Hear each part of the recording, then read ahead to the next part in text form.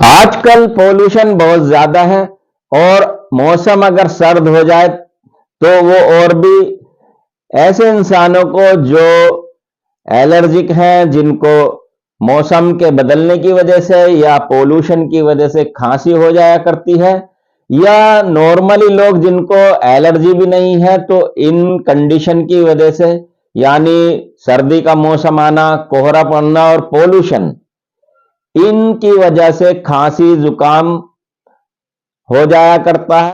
तो मैं आज आपको बताने जा रहा हूं कफ कोल्ड का एक घरेलू यानी होम रेमेडी वाला उपाय। तो इसमें क्या करना है आपको? इसमें करना है आपको कुछ चीजें लेनी है। जैसे आपको लेना है थोड़ा सा पुदीना या तुलसी के 4-5 पत्ते या पुदीने के 4-5 पत्ते।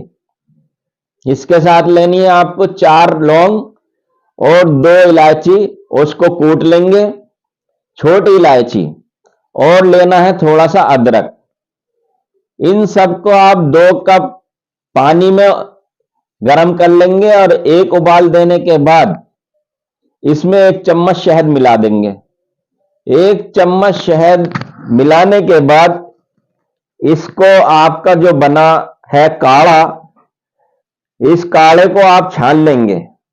छानने के बाद आप 1 कप इसको गुनगुना सुबह पिएंगे और जो बचा हुआ 1 कप उसको आप रख देंगे।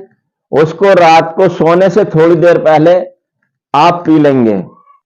तो इससे क्या होगा कि आपका जो गला साफ होगा, एयर पैसेज साफ होगा, हवा की नालियां साफ हो जाएंगी और आपको जो खांसी कफ कोल्ड वगैरह हो गया उसमें फायदा मिलेगा।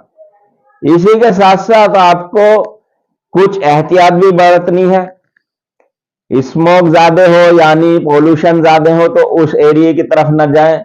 अगर आपको सर्दी का असर ज्यादा हो, कोल्ड एक्सपोजर ज्यादा हो जाता हो, या आप पोल्यूशन से जो है आपको एलर्जी हो या सर्दी से आपको एलर्जी हो, तो सर्दी से और पोल्यूशन से आपको बचना पड़ेगा।